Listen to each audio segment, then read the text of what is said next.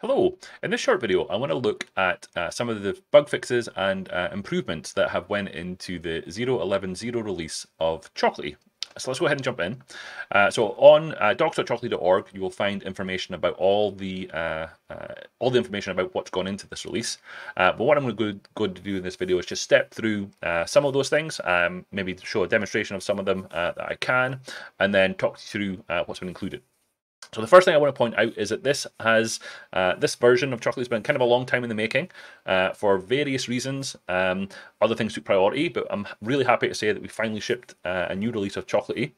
The one thing I will point out is if you are a licensed customer and you install 0.11.0 of Chocolatey, you will also need to upgrade to v2.2 0 of the license extension. That's because of the fact that we've added some new commands into Chocolatey open source. And in order to take advantage of those within Chocolatey licensed, you will need to upgrade to the latest version of the Chocolatey extension package as well. So if you don't do that, you may see some inconsistencies in terms of what is and isn't available. So we definitely thoroughly recommend that you update all of your Chocolatey products when you upgrade to the latest one. Okay, so let's just go through some of these ones. So there's a breaking change, so there's a couple of breaking changes I want to mention. The first is that in the Chocolatey extensions, typically what we used to do is that if there was an assembly that shipped as part of a Chocolatey extension package, we would automatically load that assembly into the running process so that any commandlets or functionality that was dependent on that assembly would automatically have it. Now, we've changed that now, and what we require now is that any Chocolatey extension authors, they take responsibility for loading that assembly into the process via the PowerShell modules PSM1 or PSD1 file.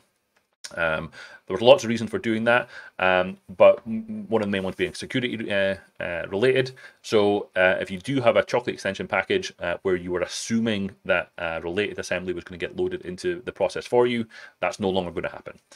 The second one that was a breaking change was the output of the chocolist command when you use the exact and the all options. That's changed in functionality now. So what I mean by that is if we go up here and we do a chocolist, say Chocolatey of exact and then say all versions, prior to this release of Chocolatey, what would have been included in the output were any pre-release packages. Now that was a inconsistent behavior in terms of how some of the other Chocolatey commands worked. So we prefer to be consistent where we can in Chocolatey. So now if you do an exact and all versions, you're not going to get the pre-release packages by default. What you will have to do instead then is to append the pre option, and that will give you all of the package versions, including the pre-release versions. Okay, so it's a slight change in behavior. So if you are doing any sort of scripting logic where you are assuming that, or you're checking for the instance of a certain package, say on a remote feed, then you may have to adapt that logic based on that now being consistent in terms of what it's returning. So those were the breaking changes. In terms of bug fixes, this was an interesting one. So the prevent creation of an empty NuGet.config file. This came up when we had folks using Chocolatey on either Azure DevOps pipelines or GitHub Actions runners. What was happening is that Chocolatey by default, anytime you run Chocolatey, what was happening is that within the user's app data roaming folder, it was actually creating a NuGet folder, and in there it was creating an empty NuGet.config file. Now, this is a historic thing, a file that gets created because Chocolatey takes a dependency on the NuGet.core libraries, but Chocolatey itself doesn't use that NuGet.config file, and for the longest time, it didn't cause any problems. However, a change in how actually NuGet functions means that it starts to take into consideration that empty NuGet.config file, which then prevented the restoring of packages within the Azure DevOps pipelines or GitHub Actions runners. So what we did is we changed it so that Chocolatey no longer create that empty NuGet.config file. So if you were seeing issues on any of your hosted CI platforms, that issue should now be resolved. This one was upgrade all with remember arguments changes packages to pre-release. Now, this was an interesting one. It's not fully solved. We partially solved this problem, but what this is in relation to is if you have the feature enabled for remembering the arguments are passed in at package installation time. Then when you do an upgrade, it will attempt to rehydrate those arguments, then pass them along again when it does the upgrade of the package. What happens though, if you were to then do a Choco upgrade all, then what would happen was that the remembered arguments for, say, the Git package would then pass themselves down to the other packages that are being included within the upgrade all command. The side effect of that is that if you, for example, did choco install git -- pre, then that -- pre command would be passed down to all packages that were being executed within that run. And that's absolutely not what we wanted to do. So that's been at least partially resolved. There's a small related issue that we haven't quite fixed yet, and that will hopefully come in the next release. But for now, we have made some improvements in the argument parsing and the argument hydration and dehydration for remembered arguments. This one, software applications have been reported as not being managed by Chocolaty. So this was, if you are using Chocolaty and you run chocolist -li, so what I'm asking Chocolaty there to say is what packages are installed and managed by Chocolaty, and what applications, if there are any, are not managed by Chocolaty. Now, in this scenario, I haven't got many packages installed on this machine, so I'm not in a situation where I have applications installed that are not under Chocolaty management. But there was an edge case where a package could be misinterpreted as being actually having ownership of the underlying application. So what I mean by that is, let's say you had the VLC package installed. VLC would appear in this top list, but it could also appear in the lower list, meaning that there was a mismatch between what Chocolaty believed was installed and what the application, the operating system believed was installed. So we fixed a bug where it was incorrectly identifying what was installed and what wasn't installed. So again, if we were running into that particular issue, that should now be resolved. This one was unable to remove API key. So what we're referring to here is that Choco has an API key command, and it will list any API keys that are stored for when you're doing pushing of Chocolaty packages. And there is if I run the help on this, then the Choco API key command it should have the ability to remove an API key from the system. I don't think I pressed enter there. I'll try that again. So if we go up to the examples here, then there is a options and switches for the, or is it -- remove? Let me find it. Yes, it's -- remove. So you could run Choco API key -- remove and then pass in the name of the one to remove, but it didn't work. But now it does. So I haven't got an API key, but if I did have one in there, I would now be able to run the remove option and it would work as expected. Not all package versions are returned. So this one was related to the first one that I talked about, which was the Choco list command not understanding the -- exact and the -- all. That should now be resolved. This one was related to the previous one as well, so there's kind of intermingled issues at play here, but this was the more improvements along the lines of the use remember arguments. So that should now be resolved as well. Now, the next kind of series of issues or bugs that I'm going to talk about, they were all to really do with when you're attempting to run Chocolaty on Linux or Mac operating systems. Now, some of you might be out there thinking, well, why would I want to do that? Because Chocolaty is a Windows package manager, and that's absolutely true.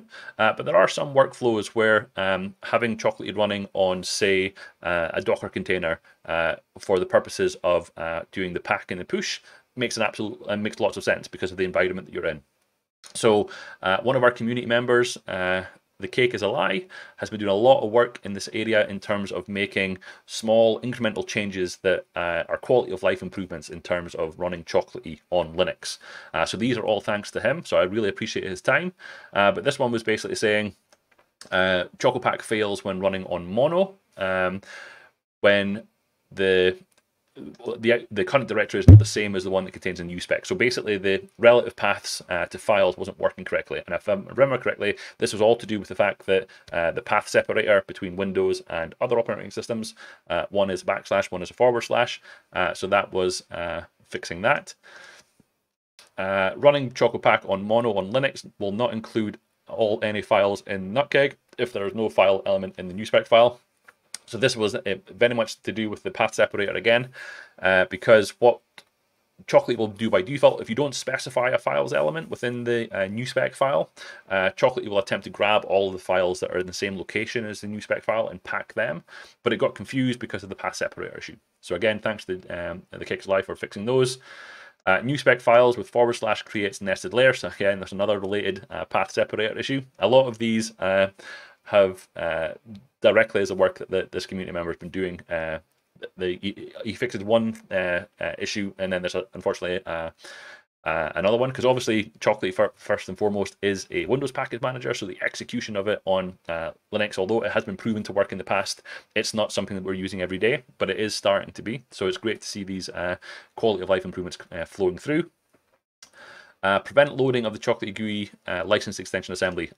This one was an interesting one. So if you were a commercial customer and you were making use of Chocolatey GUI, and more specifically the Chocolatey GUI license extension, anytime you execute Chocolatey, there would be a warning in the output saying it wasn't able to load the autofac assembly. And that was purely due to the fact that attempting to load the Chocolatey GUI license extension assembly has a dependency on autofac, because we use that as our IOC container. But it didn't prevent the operation of Chocolatey itself. It was just a warning, but it was just annoying. So we made a change in there so that it prevented the loading of that assembly at the runtime of Chocolatey, and thus prevented the warning from appearing. Working directory always being replaced with configured cache location when running start process as admin. Off the top of my head, I'm not entirely sure what that was about, but I encourage you to dig into the details if you're interested in it. Same with that one. So the temp location can change unexpectedly when using system credentials. This was to do with regarding some of our Chocolatey helper functions, that what is considered the temp file location when doing certain operations was known to not work the way that it was expected. So there was a community member that fixed that issue. So thank you to that one. Incorrect output regarding package files when package can't be found to be downloaded. This was really a documentation fix, a small documentation fix, I believe, when if a file can't be found during the installation process, there was a misnomer in terms of what it actually output, and this cleared up that, so it was crystal clear about what was actually going on. So those are all the bug fixes that went into it. So I'm happy to say that we did actually have some improvements going into this release as well. The first one was a security-related finding with Log4net. So this was actually across all of the Chocolatey products, hence why there's been quite a few Chocolatey product releases recently. But basically, Log4net had a security finding, and we needed to make a wholesale change across all of the Chocolatey products to bump it to the next version. The particular vulnerability was really about dropping a Log4net config file directly into the same folder that choco.exe was running from. So from our perspective, it wasn't a high vulnerability, a high security vulnerability, because of the fact that you need system admin rights in order to modify that file or that file location. But we did want to get it addressed as well. So that's went out across all of the Chocolatey products. This one, Providability Export. This one's kind of near and dear to me because it was me that created the functionality. So if we go back up here and we go to here, then what we can do is, let me just delete the one that I had in here before, but Chocolatey now has the concept of an export command. So what it will do is it will output to a packages.config file all the packages that you currently have installed. So if you wanted to take all of the packages that you've installed on this machine and you wanted to walk to another machine, then you could then do a Choco install of that packages.config file, and all of the packages that you had on that machine would then make their way over to the new machine. So in terms of moving things around and getting up and running very quickly, it's a very useful function. The other one that you can do is you can do Choco export -- include version numbers. So if you want it to be a little bit more specific about exactly what is installed on the machine, then if we go back over here now, we'll see that we've got the additional information, which includes the specific version number that's been installed. Now, this is just the kind of the first iteration of this export command. I would see this going further in terms of, for example, knowing the remembered arguments that were sent along as part of the installation as well. So we have that function when you're local on the machine that you can use the remembered arguments. What I would like to see is being able to take those arguments and put them into this exported file as well, so that you can use those remembered arguments when you install onto the new machine as well. So hopefully that's of use to you. Provide the ability to execute PowerShell script right before installation starts. So this was a community member addition as well. What this is for is if you are a package maintainer who right after the let's say you're creating a package that runs off and downloads an MSI or an EXE, and you need to do something just before the actual installation takes place, but just after it's finished downloading the binary, then there's an additional script that you can now pass into the install Chocolatey install package commandlet that allows you to do just that. It allows you to kind of intercept that specific time to take some action that you need to do as part of your installation of that package. So it's a little bit of an edge case, but it's just another extension point that we've added into Chocolatey to provide that functionality to do that. Add Chocolatey exit on reboot detected feature to environment variables. So in an earlier version of Chocolatey, we added the ability to have to specify via a feature whether or not you wanted Chocolatey to exit from doing operations when it detects a reboot. So what this was about was adding that into the environment variables that Chocolatey has. So again, as a package maintainer, if you needed to take action knowing that you are about to cause a reboot to be signaled to the customer or to the person that's using your package, you can read that from the environment variables now within that Chocolatey installation process.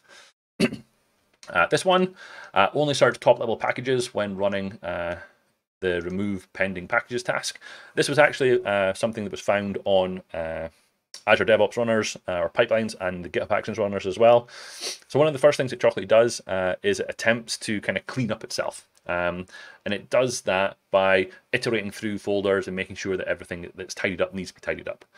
Now, on the images that are used on Azure DevOps pipelines or GitHub Actions runners, they actually use Chocolatey to install a bunch of packages on that base image. Now, because Chocolatey is then, because of the way the VM is provisioned, running Chocolatey as part of your CI process, that's really the first time that Chocolatey is being run on that machine since all of that stuff was set up. So there's a little bit of tidy up work that it needs to do. And because of the nature of the packages that are installed, it could take quite a while to do that. So one of the suggestions that was made by the folks using it was that rather than enumerating down through all the files and folders, let's just enumerate the top level, because really that's the only ones that Chocolatey are interested in. So that should speed up the execution of Chocolatey on those hosted CI platforms that may have been having issues before. This one was really a tidy up issue. So you may have noticed that we've kind of split out the Chocolatey websites. So if we go up here to go to chocolatey.org, this is more an information landing page now. It's telling you about Chocolatey, the product, and what it does and how it does it. So in addition to that, we've now got the community.chocolatey.org. Obviously, I can't type. So community.chocolatey.org is where you'll find all of the Chocolatey packages. So we've split them out. So this change here was basically to change away from using chocolatey.org/API/v2 as the default location for finding packages to community.chocolatey.org. So it's we have a redirect in play. So anyone who hits that's actually a typo. I noticed this the other day. No, it's not. Change the location in the chocolatey.config file to the community.chocolatey.org. We have redirects in play, so if you are still using the old URL, it will continue to work, but we wanted to start the process of migrating all of the URLs to use the actual location of where it's at. Support unzip location as an alias to the destination parameter. So this was really a consistency issue again. So again, we do strive for consistency within Chocolatey. So in here, there was a difference between the get Chocolatey unzip package and the install Chocolatey unzip commandlets, where one had an alias for the destination parameter and the other one didn't. So it kind of brought them together to be the same. The This one, let's get Chocolatey to not initialize logging. We found that there was an issue in Chocolatey GUI actually, where as you're executing operations through Chocolatey GUI, there's an expectation that the Chocolatey log file will still get information about the changes that are being made to the system. Now, what was happening was that the Chocolatey GUI log was stealing the log from Chocolatey log. So this fix was really about ensuring that it's possible to no longer have that problem, so that the log will go to both Chocolatey GUI and Chocolatey. This fix has gone into the Chocolatey open source, but we also need to do updates in Chocolatey GUI to take advantage of it. So this is the first part in fixing that problem. Provide the ability to install Msp files. So Chocolatey for the longest time has had support for MSIs files and MSU files. This one adds then support for knowing what an Msp file is and being able to automatically do the work that needs to happen there. Ability to use an authorization header in Get Well. Now, for anyone watching all of the release videos I'm doing just now, I am creating them out of order a little bit. So this issue was not actually an issue. It was we introduced a bug where there wasn't a bug. So let's just ignore this one because we didn't actually provide this functionality. There was actually nothing wrong with it. And in 0.11.2, we actually had to add a fix to address this problem. Ensure new spec files generated from the Choco new command use UTF-8 without byte order mark. I'm going to be honest here. I don't understand specifically what UTF-8 without a byte order mark actually does and why we need it, but there are community members who inform me that it is a great idea to have this and we need it. So I'm not going to embarrass myself by talking any more about that, but we now are ensuring that that's the case. Provide top level help command. So what we introduced here is we've now got a Choco Help command. So in this, before we could always do Choco install -h, and it would list out the specific help for that specific command that you're attempting to run. But what Choco Help does is a top level command that lists out the highest top level information about Chocolatey, i.e. what commands are available, scripting best practices, etc., etc.